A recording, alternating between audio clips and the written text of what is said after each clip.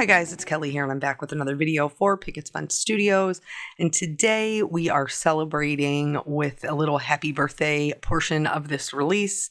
I am using the Blow Out Your Candles, one of my sets from them, which is Surprise It's Your Day, the fancy cake stand die, and I feel like I'm missing something out. No, I think that's all of them. So basically, this is a lazy girl's guide to a background that you don't have to mask. We are going to create two of the same background, and we're going to use them to show basically how you can create two different cards. One of them where the balloons are in the foreground and contribute to the focal point, and one where they're kind of pushed in the background and they're just an accent. So in order to very quickly make two of the same backgrounds, I'm using my Misty. I'm going to stamp them. I'm going to stamp one on the left, one on the right, and then kind of split my mask in the middle. As I said, lazy girl's guide to I shouldn't say no masking, to minimal masking. And without moving the stamp, I am just putting in a new piece of cardstock lined up in exactly the same position. So here I use Eclipse masking tape, but you can use whatever your preferred masking tape is. I don't need the strings to be masked.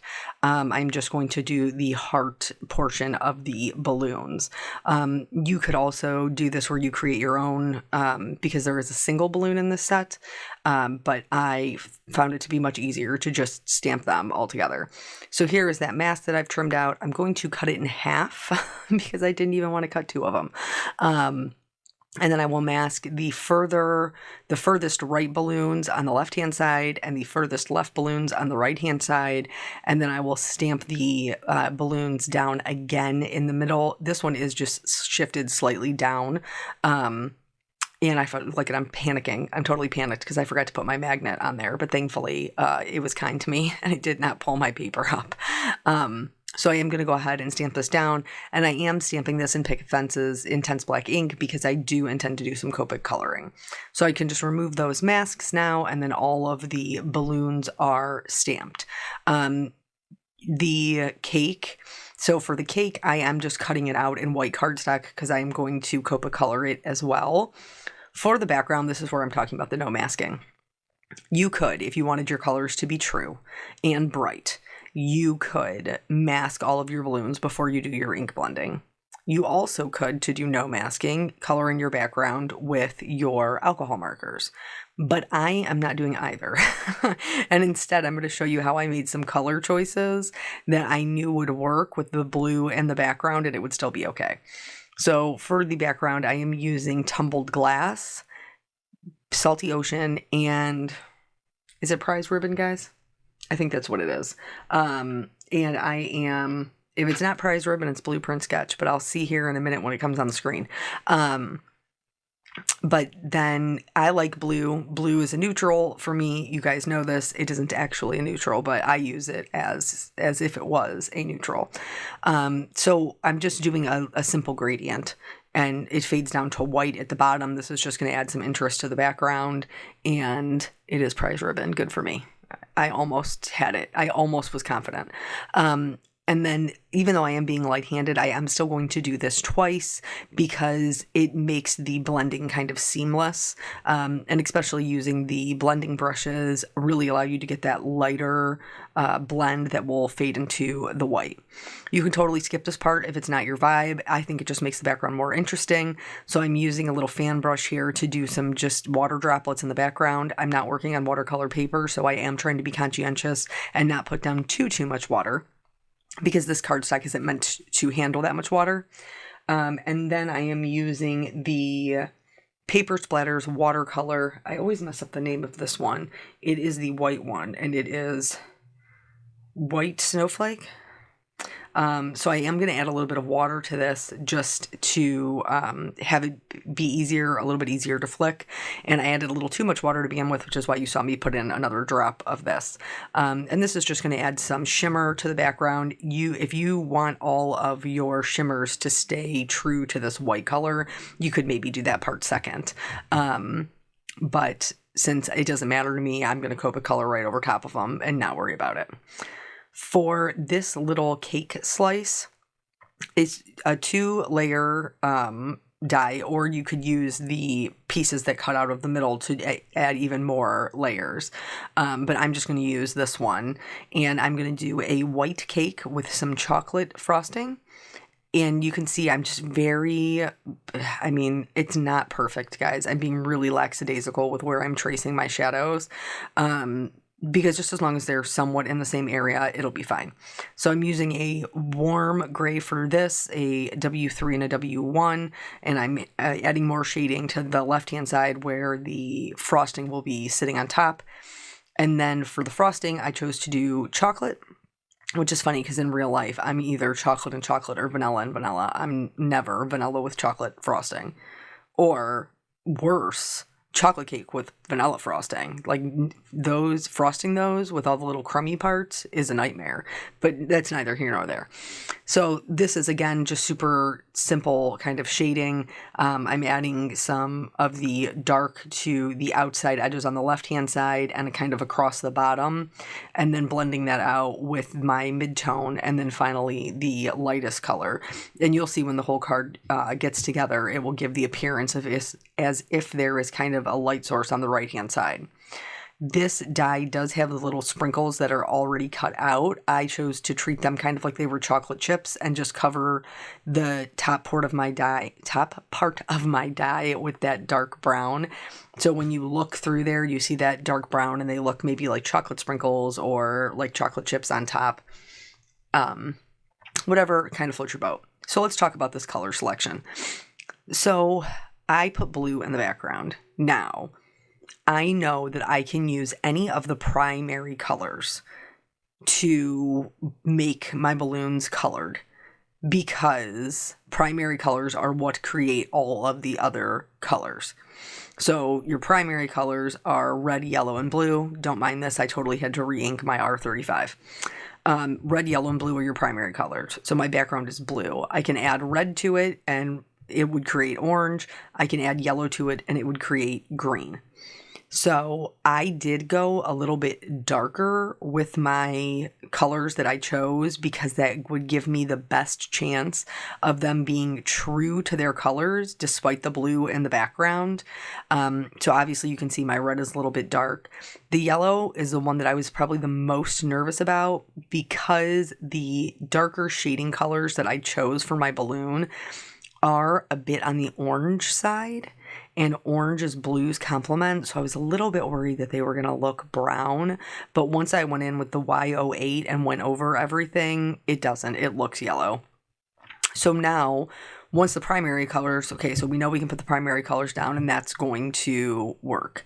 Then you can go to the colors that are on to the left and right, the analogous colors to the left and right of my main color. So my main color is blue. To the left of that is going to be green. To the right of that is going to be purple. And so I know I can use both of those colors and they will work well with the blue also. I could have swapped the red for pink. That would have been fine. The only one you really want to stay away from is the complementary color to whatever background color you have. So let's say our background color is purple. Don't put yellow balloons in it. Yellow is purple's complement. Same thing with like a red and green. If you have a green background, don't do red balloons.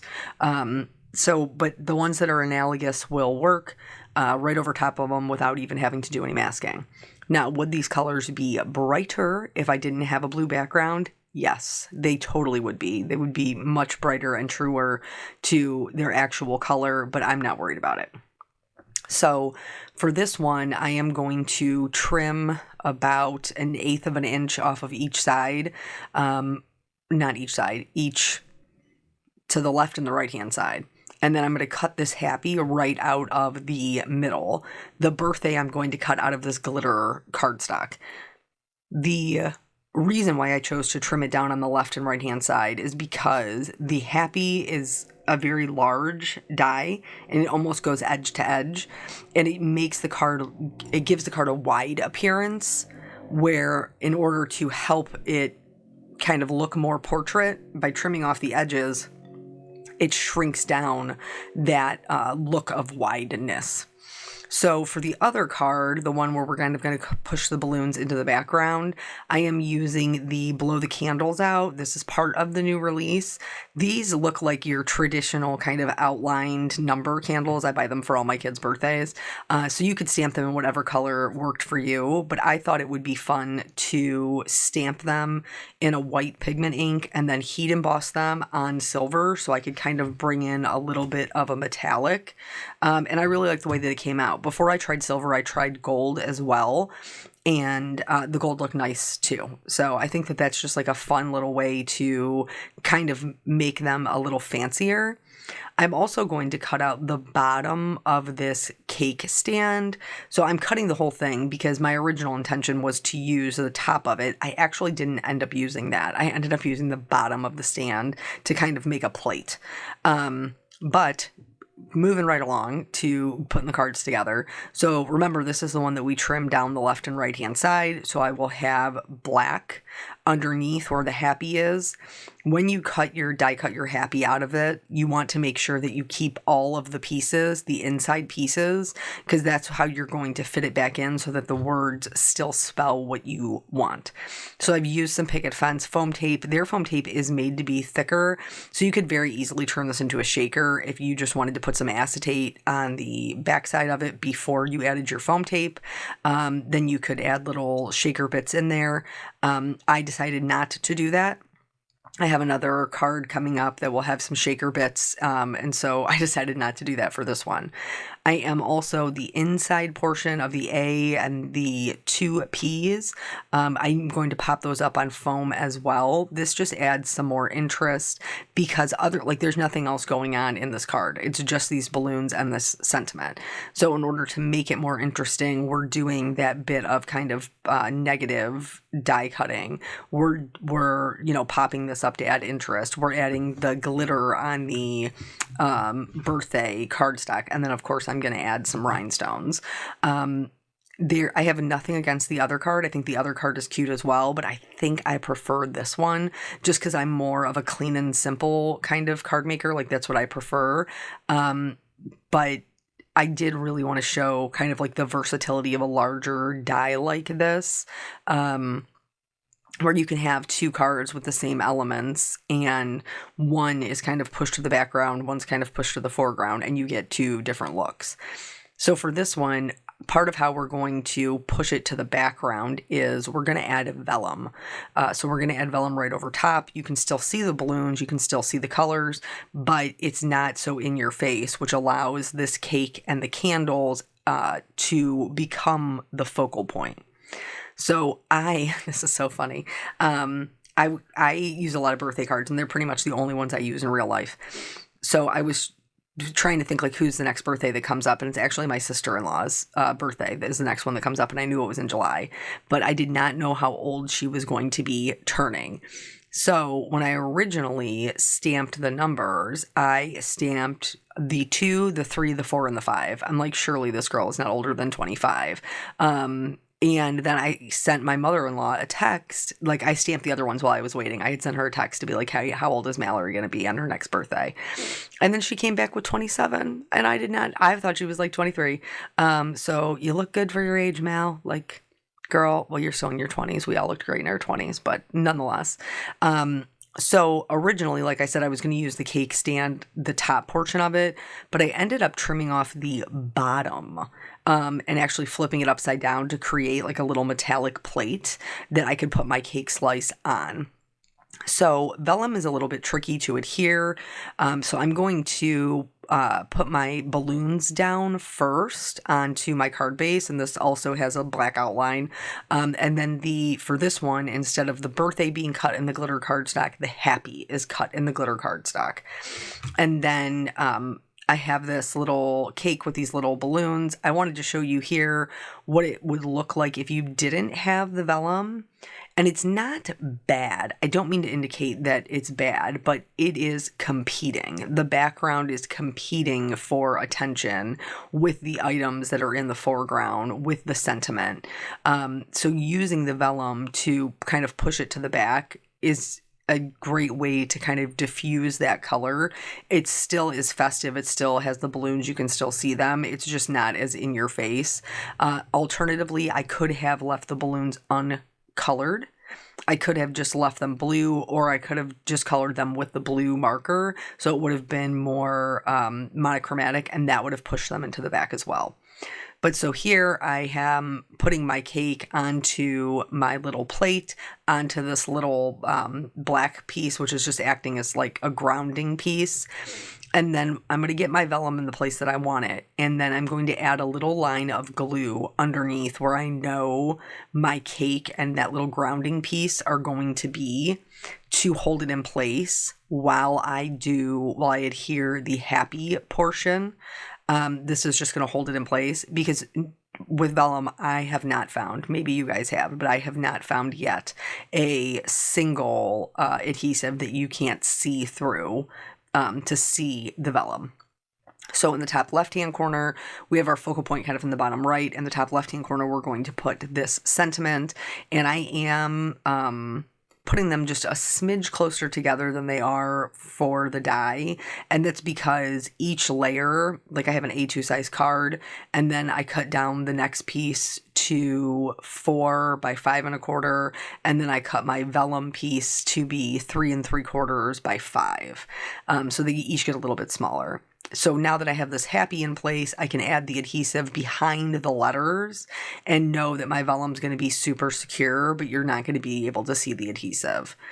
So once I have that down, I die cut the birthday in white to tie in the letters and the cake, and also help it to be more legible where that happy is, because this is more of like a fine script font, which I think is beautiful, but this is just going to help make it so it's easier to read. And I'm sure it's probably hard to tell on camera because I know what it says, and it's a little bit harder for me to tell, but in real life it is not. You can read it very easily. So once I get that down and glued down flat, I am going to add some foam tape behind this little piece, this little focal point we've created, the numbers, the cake, and that little grounding piece. I'm just going to put some foam tape underneath that and kind of pop them up. And again, this is just going to add a little bit more interest to what we already have going on. And then the piece that hangs off, I will be able to just flip the card front over and just trim that off. I use the Spellbinders detail scissors because they are non-stick. So now that we have the cards done, it's time to add some gems. I used a combination of, let me think, Starry Skies and Sound Waves. They're both like really great kind of color changing iridescent style gems. So I used a combination of those two to just kind of fill in some of those areas and add a little bit more sparkle. And then as the last thing, I'm not doing it on the card on the left. That has enough shine with the metallic cardstock. But over here, I am adding some shimmer directly to the hearts. And then I'm going in with a white gel pen and adding some highlights as well. Because there's nothing else, there is no other focal point in this card. So I hope that gives you guys some ideas for different cards that you can make with with the same supplies or with the same background, and kind of stretch what you have. These larger dies are really great for that, and everybody needs a happy birthday. I mean, let's be honest. So thank you so much for joining me. I always appreciate your time, and I will catch you on the next video. Bye.